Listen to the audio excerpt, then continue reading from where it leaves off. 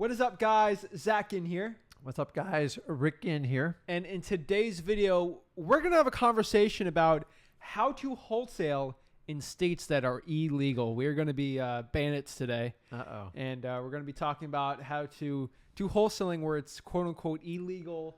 You're not allowed to do it. You're going to go to jail if you do this. And really, honestly, I think these gurus out here kind of overblow it.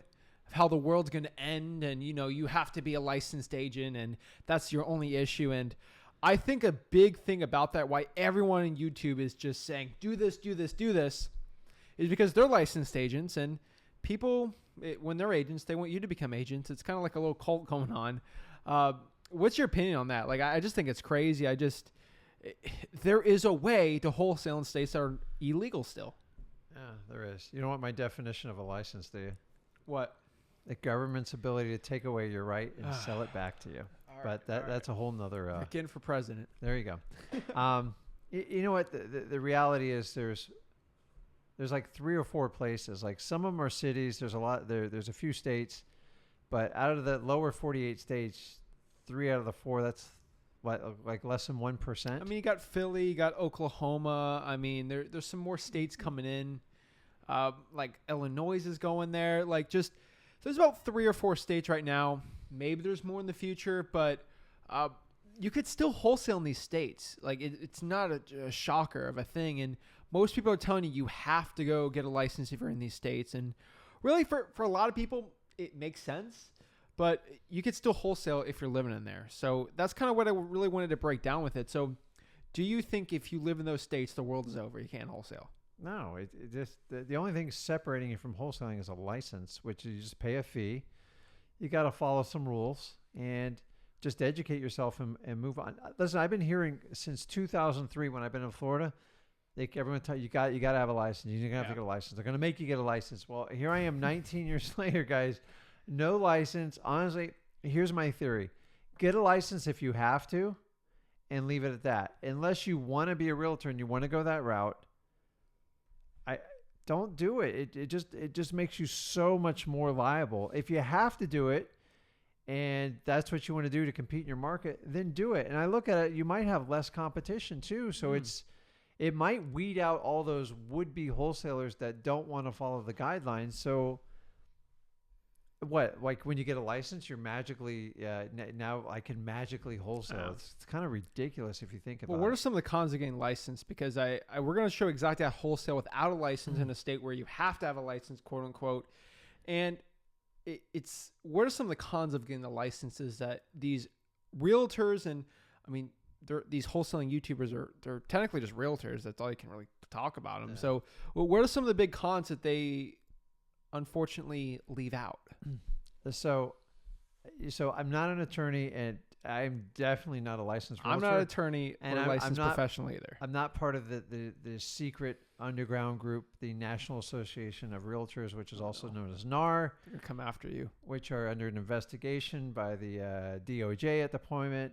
For antitrust, not for criminal. Correct. So listen, just so you guys know how the NAR works, it is the perfect system. It's a system where you actually have to go get a license and you have to basically be sponsored by a broker. It's a little bit different in every other state, but the bottom line is they can collect a fee and basically create like a union style for anyone who does real estate. By the way, they could care less if you transact on real estate or not. So I forget the figures, how many realtors are actually active in the United States. It would blow you away. So all those realtors that do deals, I believe 90% of them don't do less than 1 or 2 deals a year. It's true. So to me, if you do 1 deal or you do 100, you're paying the same fees to NAR. So it is the perfect system for it. They've set it up. So when you guys go to get the license, all you do is take a test. It doesn't educate you on real estate. It just educates you on, I wouldn't even say the word ethics or morale, just the legality of like escrow, some basic contract stuff. But it doesn't teach you how to comp a property. It doesn't teach you how to do anything. So you still have to get an education past getting the license. So so if I'm a wholesaler, I go get the license, go and treat it just like you would like a high school or college exam. Because all you need to do is And you don't even need to get an A on it. I think you just need like a B minus. It's not- like an something 80%. It's not that difficult. I mean, after having conversations with a lot of new realtors, 18, 19-year-olds, So other it's not going to teach than you. studying for the test and probably paying $300 for some sort of workbook, Yeah. or going to like a 1 or 2 day instruction class, it's actually easy. It just takes a little bit of time, and then you pay a fee. And then once you get a license, I believe you have to park it with a broker. And that's the point where it gets a little bit hairy then, because now someone is responsible for everything you do. So if I'm a wholesaler and I'm writing on a broker, you better make sure you choose a broker that understands what you do. If they don't understand assignment of contracts, do not go underneath them, because you're going to be questioned on everything. So here's how it works. If somebody screams like, oh my God, Rick did this in a transaction and I'm confused, I'm going to report you. Realtors tell on each other like little children. I'm not trying to discount any realtors out there. I've been told on by so many realtors. You got a lot of realtors watch. I would argue at least 5 to 10% of everyone watching this is a Listen, realtor. I love realtors. You know, my wife's a broker, but I'm just telling you, when you're doing like, especially when we did short sales and a lot of like funky transactions, if the realtor didn't understand why, I said, listen, we got to use my title company. And they're like, well, I'm going to give you a full price offer. I go, listen, it just won't work without my title company. I'm trying to tell them, if we don't do it this way, we will never have a deal. And so many times I go, well, okay, she goes, no, trust me, we'll work with mine. Well, when we went through it and we went through the underwriting process and everything, a lot of things came up. There's a lot of questions, and they just didn't understand how we were flipping the property. And then that led to phone calls. And inevitably, here's what happens. Someone goes, well, he's doing something illegal. I'm not doing anything illegal, because you don't understand how an assignment works.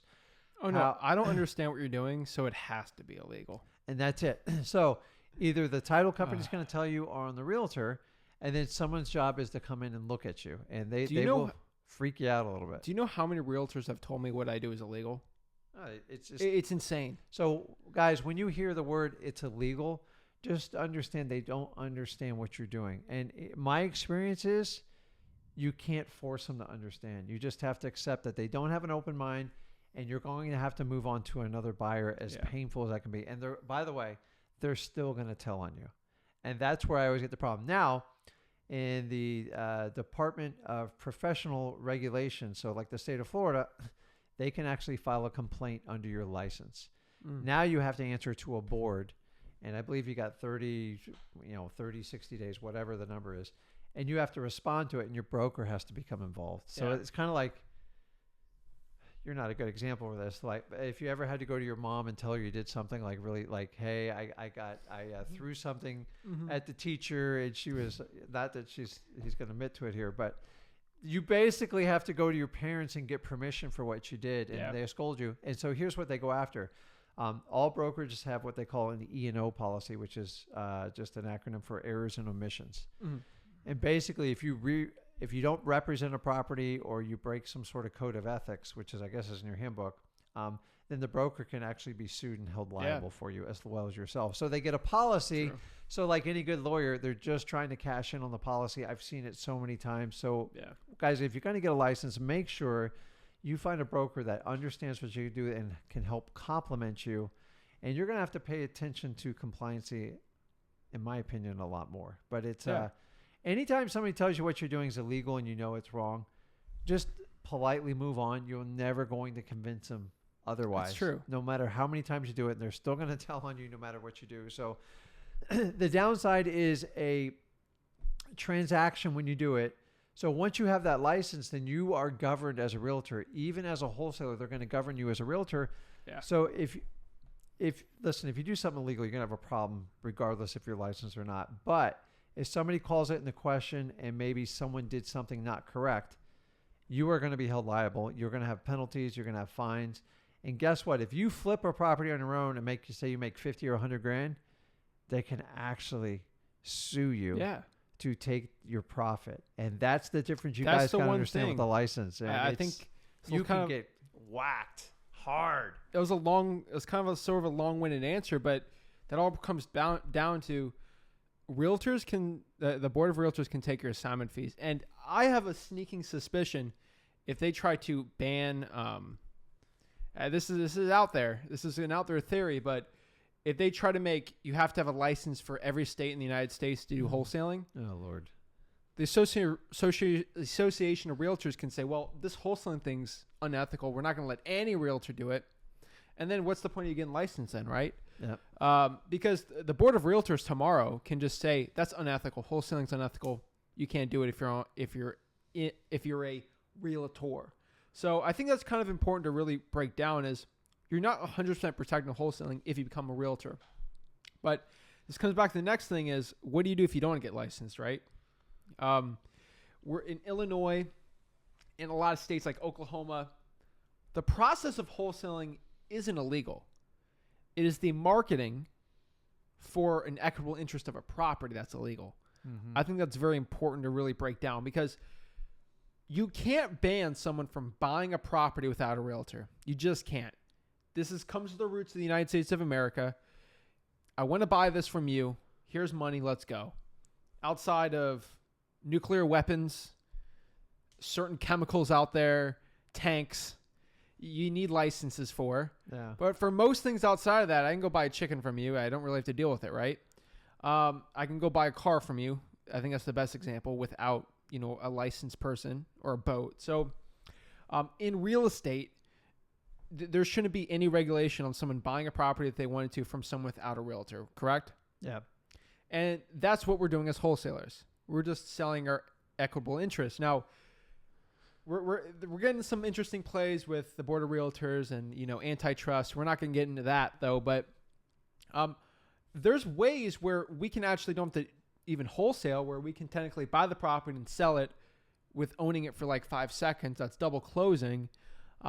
In Illinois, Oklahoma, Philly, some new states that have some regulations out there coming out for wholesaling being illegal, we can do that no problem. It doesn't affect at all those regulations, correct? Yeah, I mean, guys, there's a million ways to skin the cat. There's so and many I don't even know loopholes. what's going on. So I've bought properties where I bought in the LLC, perfectly legal as long as they own the asset. Can we break that down? Yeah, it's real simple. It's if you say you own a property in XYZ company, and say I'm in one of those states where it's really questionable and people are targeting me, there's nothing stopping you from selling the LLC. Some of the pitfalls of that is you're probably... Are you buying the property in an LLC? You're just taking it over. I'm buying yours, so I highly suggest you do it with a lawyer because... So you're putting the LLC under contract and then selling the LLC from there. So you're putting the property under contract with the LLC. You're buying a company that happens to own an asset, which is the real estate, and you can do it. There's some risks involved in it. True. You're typically not going to get title insurance on it but for the right property, for a smoking deal. I'm trying to explain it for everyone who's brand new. It works. So it's you took title to a company XYZ, Zach. Yes. And say you're in one of these states where you just can't do it. You've already been told you can't do it, and I guess maybe you already got your hand slapped once. You offered me the property for $100,000. Maybe it's worth $150. I'm like, okay, well, I can take an educated guess and risk. Now, if I'm okay funding you, however I do it, if I do it via assignment to buy the LLC, it's not as clear cut. But I can buy the interest in your LLC. I have to record it in public record. Exactly. And then by owning that LLC, I automatically own the property. So on that's what public record, it didn't even change hands, which gets you around a lot of the rules. I'm not giving you guys shortcuts here. Again, but these aren't loopholes. We're not lawyers. Yeah. We're not financial advisors. Guys, talk to a really good tax attorney or a real estate lawyer before you do any of this stuff. And read the rules in your state. Yes, please. Read the rules. A lot of you make crazy assumptions, or you listen to a guy on the internet. Like in Illinois, wholesaling's not legal. You can do one wholesaling deal. Yeah, so that there's a lot of times there's parameters like the Dodd-Frank Act, which they came back years ago, which affected creative financing. You could do X amount of deals before you were considered like a dealer. Yeah. So understanding what the thresholds are. So if you're doing your first deal or two, don't lose sleep. If you can do one, why don't you do one, and then we'll cross that bridge when it comes up. Obviously, but so you got the LLC thing. That's very. It breaks. Again, there's no difference really between a lot of these things and me buying. Let's say you own a property, okay? Mm-hmm. I buy your house for $100,000 day one. I sell it to Joe over here for 150 day 2. Uh-huh. That's not wholesaling, right? I buy it and then I just sell it to another guy. Correct. Now wholesaling is when, hey, mister, I have this contract with him for 100,000. Give me 50, I'll give it to you. Yeah. That's wholesaling. Mm-hmm. And that's bad. But me buying it from you and then selling it the next day is good, according to the government. So listen, they just use that to try to filter out wholesalers. they're trying. Because if you had to fund it, it would cut transactions way down. And but realtors see it as competition. That's the bottom line, right? they do. And guys, assignments will never go away. You know why? No. Because they are a necessary function for any type of mortgage, which covers about 95% of properties. Assigning contracts. So, and a mortgage has to be assigned to keep the banking system alive because they constantly keep selling. They sell the debt. Correct. Credit card debt. They're never going to get rid of it. You guys all get notices when your mortgage gets sold. Unless there's no mortgages. Like guess what else they assign, which people don't understand. Credit card debt too. credit card Are debt. people going to stop buying things? No. Credit cards are fine. Guys, shocker, I have an American Express credit card. I don't pay that. American Express isn't going after me.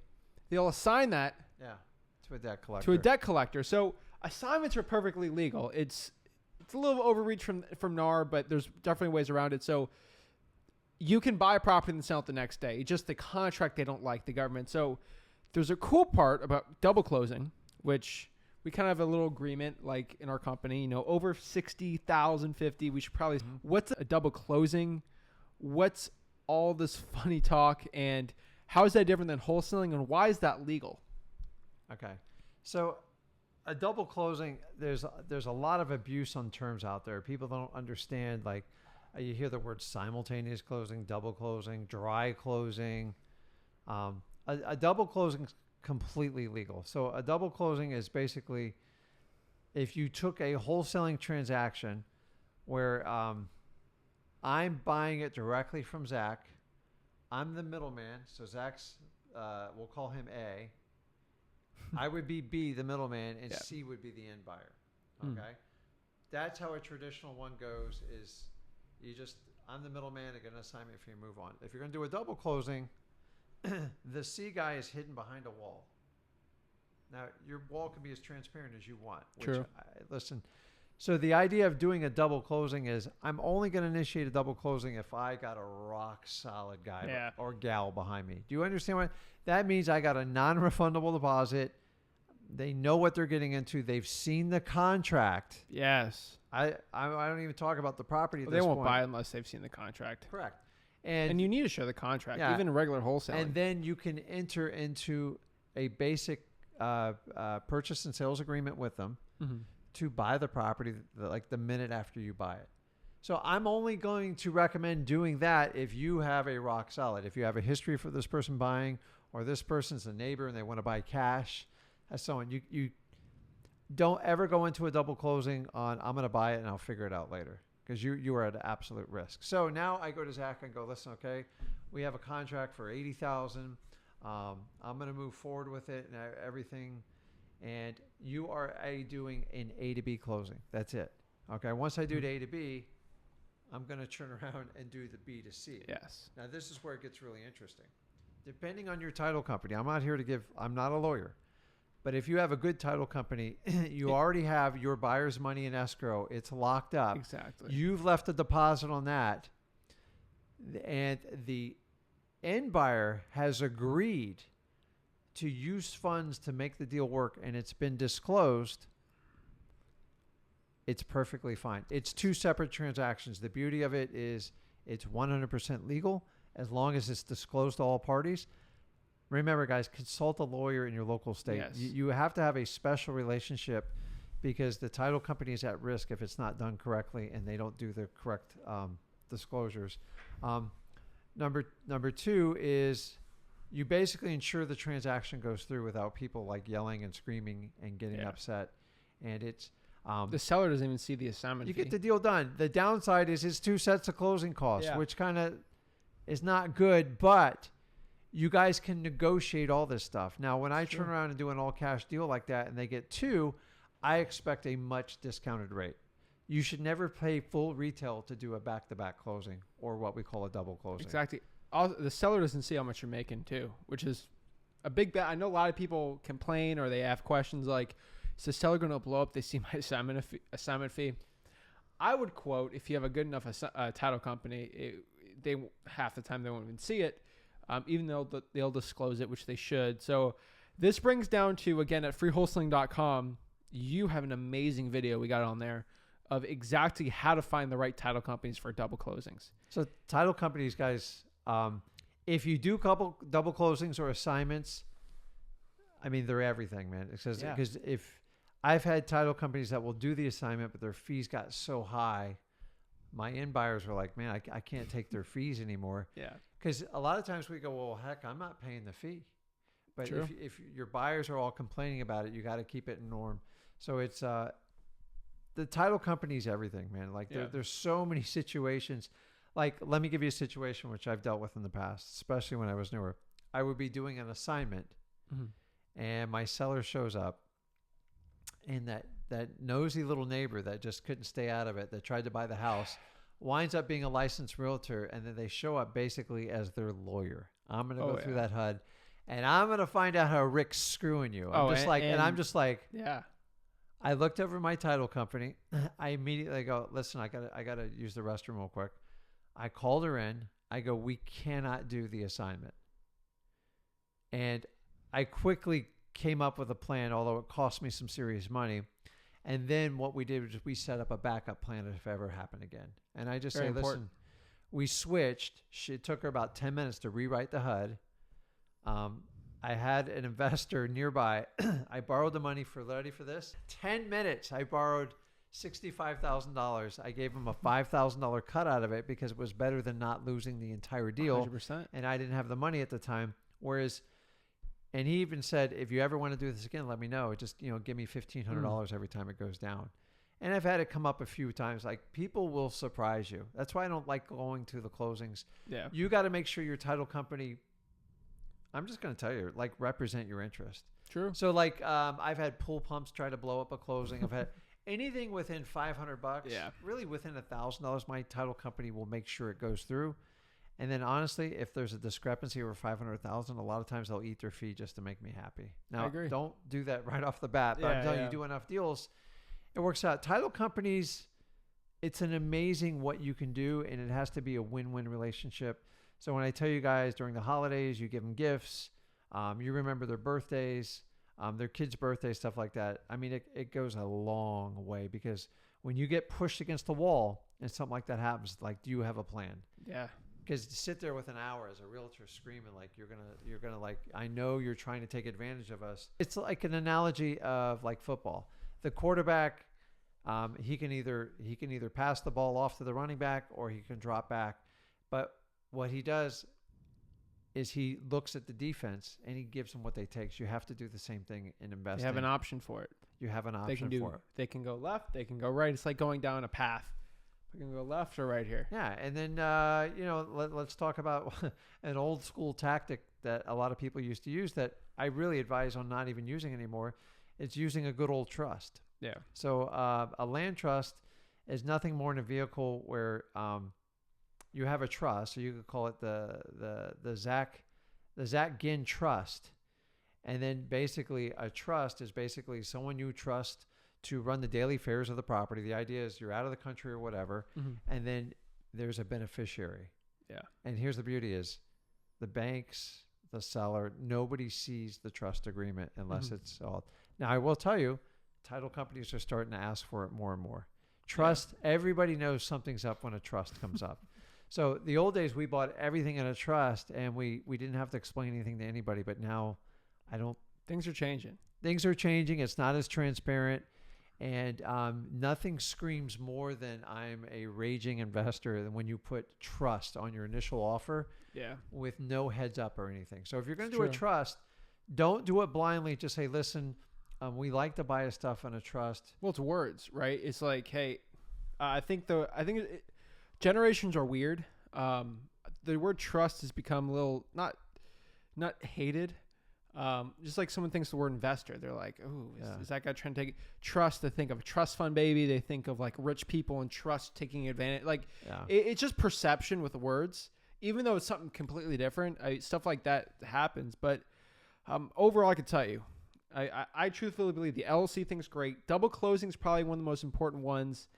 And then we got some other creative strategies down the road you can always use. But I really think double closings is the way, especially if something's illegal in your market or not. I think the last thing, which it's definitely going to open up opportunities, is you can JV. And I'm not saying give 50% of your deal away, but the way the current laws on illegal states, as I can read them, I'm not a lawyer, I'm not a financial advisor, but I've talked to other people doing this, is they'll get a property under contract, let's say for you 100, and we got 150 over here. I'm not allowed to close this transaction. I talked to 150 cash buyer, he's good to go, but I can't execute this because I'm not licensed. It's illegal, right? Mm-hmm. Well, I got my buddy realtor friend here who I throw him $1,000 and we're JVing on it. So he is going to get $1,000. We're basically splitting the transaction together. He's my realtor. Now I go to the title company. Hey, me and my realtor have this under contract, right? Yeah. Perfect, right? I mean, we can close on that. You got to give them $1,000, but stuff like that where you got to look at the state's laws. Sometimes that realtor might have to sign for you and have a JV agreement.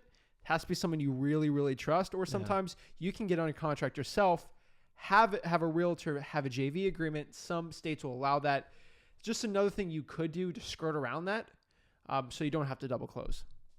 And guys, the key is, as long as you have a relationship with your seller and you make them happy, they're the person you're most at risk for. So if you take care of them first and they just like, man, you're the greatest, even get a testimonial form, but it's not required. If you take care of the seller, they're the person that potentially would run you under the bus the hardest. The next is usually going to be the realtor. Those are really the ways, right? So truthfully, at the end of the day, if it's illegal, those are really good ways to do it. Sometimes you don't have to be licensed. I personally won't be. If Florida becomes illegal for wholesaling between you and me, I think I'd be even happier. We're going to make so much more money just because of all the other wholesalers that are running away. It'd be great for us. I agree. I mean, if a license is going to chase you away, you were never meant for the business anyways. Yeah, I agree. It is a pain in the butt, but it will mow your competition down and actually gives you opportunities to have conversations with people because now you are a licensed. So at the end of it, you have to make a decision if you should get licensed or not. I think the pros and the cons it really depends on what personality you have.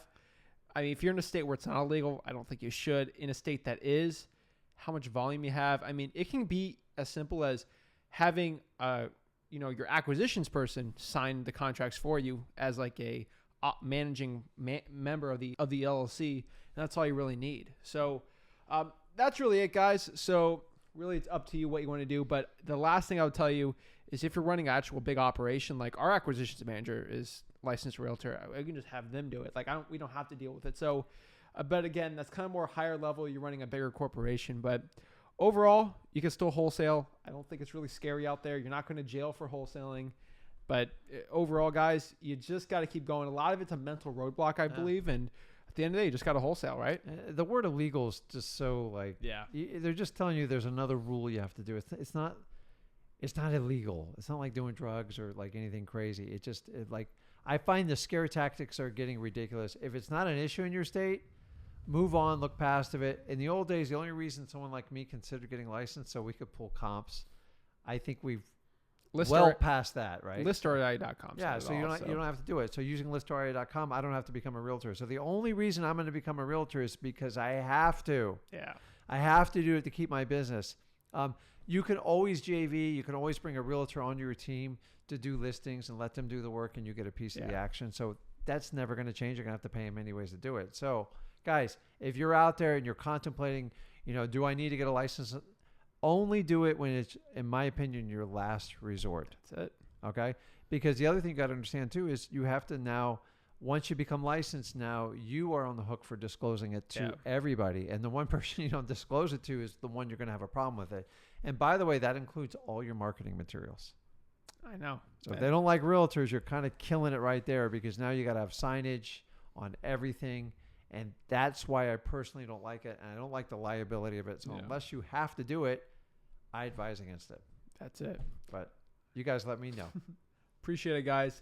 This is Zach and signing out. Remember, smash that like button and subscribe. Check out freewholesaling.com. Everything we talked about is on there. Parting thoughts. Guys, it's your decision. Don't let anybody bully you into it. As I said, I would do it as a last resort. Yeah. You're not getting ahead of the curve by going ahead and getting your license. So if you're in one of those states where it's up in the air, you got to make a decision what's best for your business. You're probably going to have to wind up biting the bullet. So I understand that. But outside of that, guys, like if you're in Florida, all these other states, forget it. Like just go out there, flip properties, assign contracts, and stop wasting your time. These are like newsworthy stuff. We don't follow the news here, so you need to go out and take care of your family. Well, some real estate news, but very little. Very little. So thanks, guys. Smash that like button and subscribe. Appreciate it. Have a blessed one. I appreciate it, guys. See you.